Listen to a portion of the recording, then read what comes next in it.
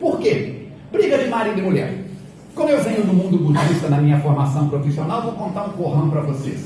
No mundo budista tem sempre um monge mais velho com um ou dois alunos, discípulos, que vão aprender com ele coisas que não estão escritas.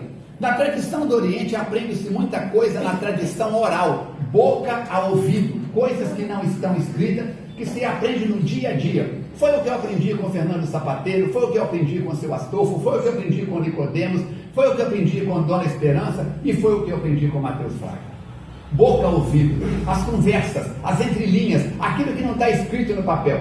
Assim, este monge era conselheiro. O que é um monge conselheiro? Uma vez por semana, ele abria as portas do mosteiro e atendia as pessoas da comunidade. E dava para cada uma 15 minutos. O sacristão, o monge aprendiz, ficava de lado com um sinete na mão e de olho no relógio. Quando dava 15 minutos, ele batia o sino. O monge levantava, cumprimentava a pessoa, dizia Buda mitava, quer dizer, Buda te acompanhe, Buda esteja com você. E a pessoa saía. Começou o atendimento. De repente entra uma mulher, uma senhora. Chegou e disse, mestre, eu venho aqui porque eu não aguento mais o meu marido. O casamento já foi embora. Ele é grosso, ele faz isso, ele faz assim. E desfiou aquela rosário de coisas. Quando ela falou, desabafou. O monge auxiliar, 15 minutos haviam passado. O monge, instrutor, conselheiro, levantou, disse para ela, você está coberta de razão. Buda mitava. E ela saiu toda sorridente. Ele foi até a porta, abriu a porta e entrou um cidadão. Quem era? O marido dela. Mestre, eu vim aqui porque o casamento não dá para sobreviver. Essa mulher era uma jararaca. E falou de babar no canto da boca e colocou ela abaixo de zero. E falou e desabafou. Como a gente diz, desopilou o fígado. De repente o monge aprendiz, o monge levantou e disse, você está coberto de razão sobre o seu ponto de vista. Buda mitava. E ele saiu. E ele falou para o aluno, chama o próximo. O aluno sapateou e disse, negativo que eu vou chamar. Só está me pondo doido. A mulher entra, fala do marido, o senhor fala que ela está coberta de razão, segundo o ponto de vista dela. Como é que faz? O marido entra, o senhor fala a mesma coisa para ele? Afinal de contas, quem está certo? Eu vou ficar louco. O mestre falou com ele, Buda mitava. Você está coberto de razão. Todos nós temos razão segundo o nosso ponto de vista. A rusga minha com a Beth, com o Luciano, com a Estael, com a Aloísio, com o Adalberto, com quem quer que seja. Se você ouvir o meu ponto de vista, eu vou dar a minha versão dos fatos. Por isso Sócrates dizia que em verdade existem três verdades. A minha verdade, a sua verdade e a verdade acima de tudo. Essa é a verdade que Jesus se refere. Conhecereis a verdade e a verdade vos libertará de quem? Do homem velho, da mulher velha, cheio de cacuete, de mania que eu que estou certo, o mundo gira em torno do meu umbigo, dessa coisa que você carrega na cacunda, como diz o povo da roça. Precisamos buscar flexibilidade. O casamento só sobrevive se houver flexibilidade de ambas as partes. Diz o ditado popular que quando não quer, dois não brigam. Tem hora que os dois querendo. Ainda entra o obsessor no meio.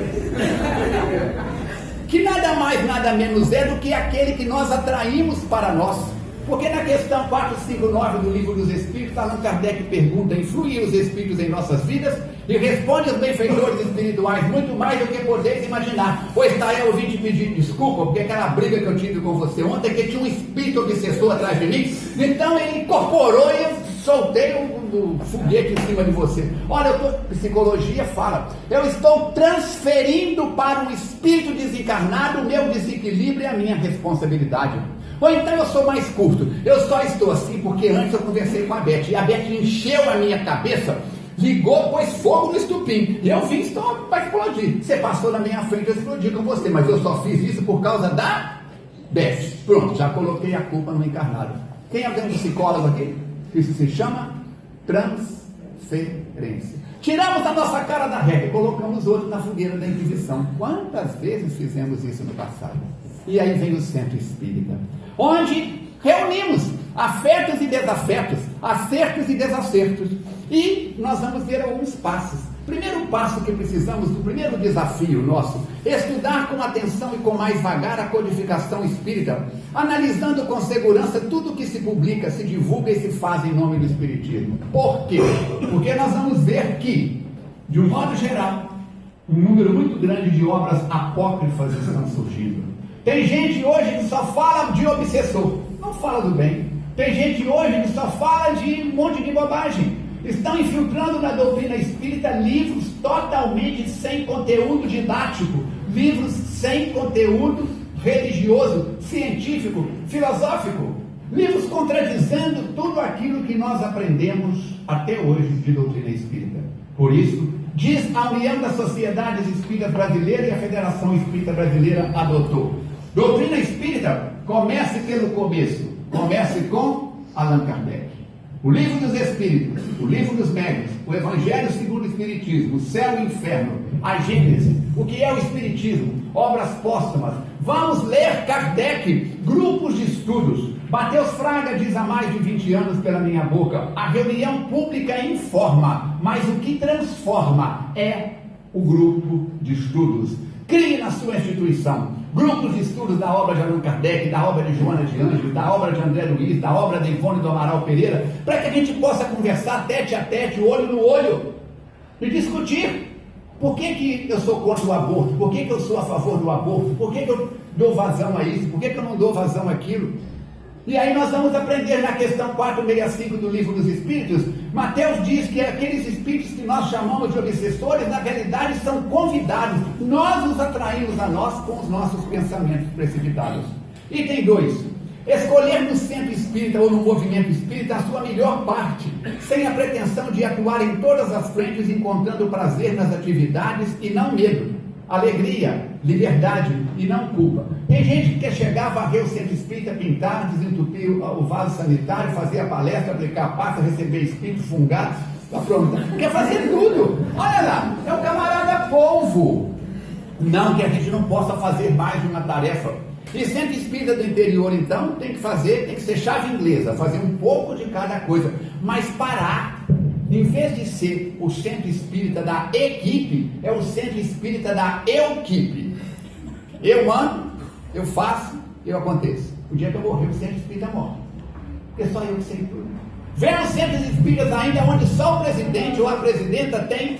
Agora tem presidenta. Ah, meu Deus, que tem a chave dos centros. A Maura foi secretária nossa quando nós dirigimos a Mocidade. E a Maura não, a Lourdes. E um dia eu cheguei aqui, não tinha ninguém. Eu ficava sentado com 12, 13, 14 anos. Eu ficava sentado do lado de fora do centro, esperando alguém chegar para a reunião da Mocidade de sábado. Um dia deu 7h30 e não chegou ninguém. Eu disse: vou embora. Quando eu falei que ia embora, na minha frente estava o Nicodemos em pé e disse assim: Chico Xavier fez reunião, muitos anos, sem gente encarnada. Eu falei para o Nicodemos espírito. Eu falei assim: mas Nicodemos, peraí. Chico Xavier era Chico Xavier. Ele falou: e você? Você é Armando Falcone Filho.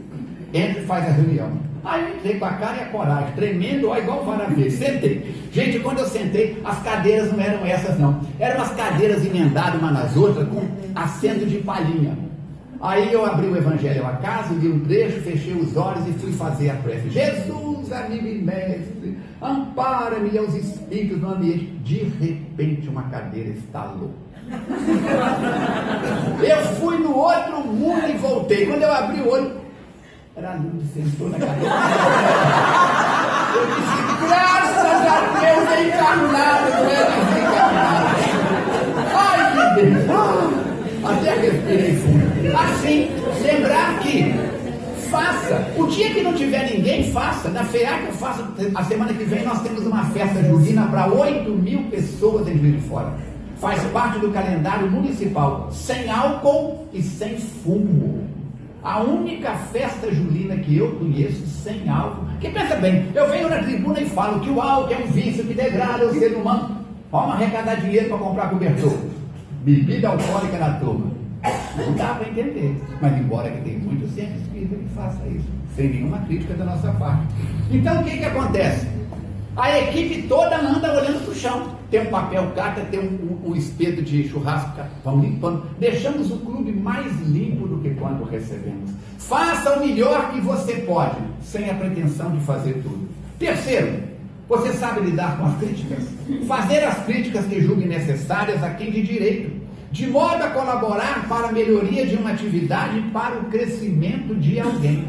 Mas cuidado com a crítica, porque a crítica é muito bom quando nós estamos criticando o outro. Mas esquecemos que quando falamos alguma coisa para lá, 3 dedos apontam na minha direção. Eu não gosto quando você vem aqui e fala alto. Sabe por quê? Porque dentro de mim eu falo alto. Eu posso até fingir dizer, meus irmãos, que Jesus nos abençoe. Mas dentro eu estou assim, desgraçado. Se eu pudesse, eu matava metade da turma. Eu estou aqui porque eu quero lavar a alma, mas que, lá, fulano, com tanto centro espírita, ele vem aqui. Aquela coisa, aquela peste lá. Por que ele não vai baixar no outra freguesia? Querida, tudo bem. Eu consigo enganar os encarnados, mas e os amigos desencarnados? Como é que ficam?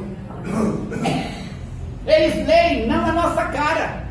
O que adianta eu estar aqui com roupa de Pierre Cardin, um terno gravata italiana, um terno francês? Se eu estou com Pierre Cardin por fora, mas estou com a alma encardida, vai dar uma encrenca danada, vai dar problema. Por isso, cuidado com a crítica. É muito bom, não, é porque eu sou da verdade, eu não gosto de mentira.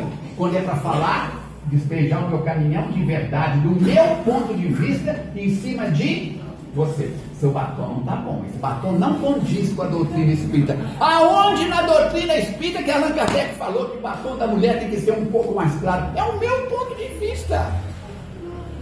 Nós temos que ter cuidado com isso, cuidado com as críticas.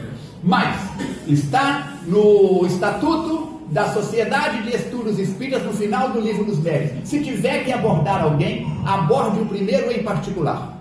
Se não muda o comportamento, arrume uma testemunha, um mata-borrão e volta a conversar. E Allan Kardec chega a dizer que é preferível numa mão, onde um dedo começa a infeccionar, amputar o dedo hoje, para não ter que amanhã amputar a mão. Temos que ter cuidado. Vamos em frente? Não esperar privilégios por parte da espiritualidade amiga. Vamos dar um exemplo maluco. Amanhã o Ricardo Baeça chega aqui e diz assim, peraí, mas eu quero um destaque na Semana Espírita.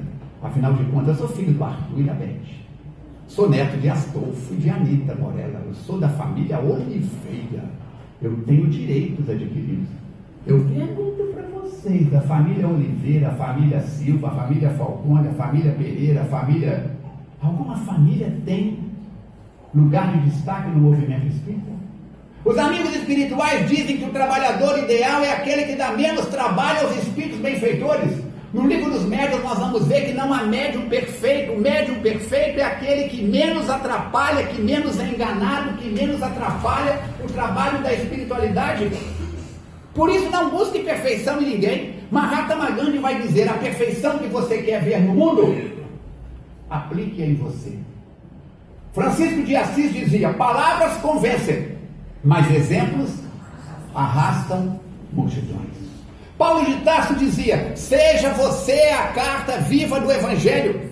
Madre Teresa de Calcutá dizia, cuidado com o teu comportamento. Muitas vezes, em vários lugares, você é a única página do Evangelho que as pessoas em volta têm para ler.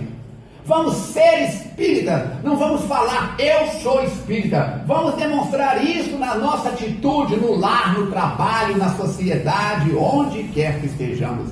Está aí um desafio, pelo fim dos privilégios.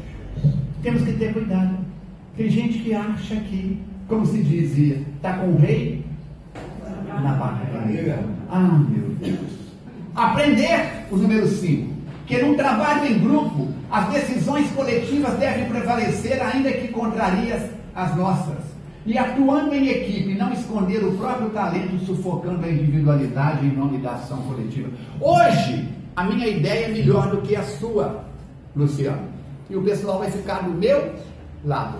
A sua ideia não é tão boa quanto a minha. Mas amanhã, a sua ideia é melhor do que a de todos. E nós vamos ter que abaixar a cabeça e seguir a sua ideia. Lembrar que nós estamos vivendo em sociedade espírita. E mais do que nunca, precisa de ter uma democracia. Uma democracia que siga Jesus e Kardec. Nós vamos ver daqui a pouco as invencionistas que querem trazer para o centro espírita. Por isso, precisamos não de uniformização, mas de unificação.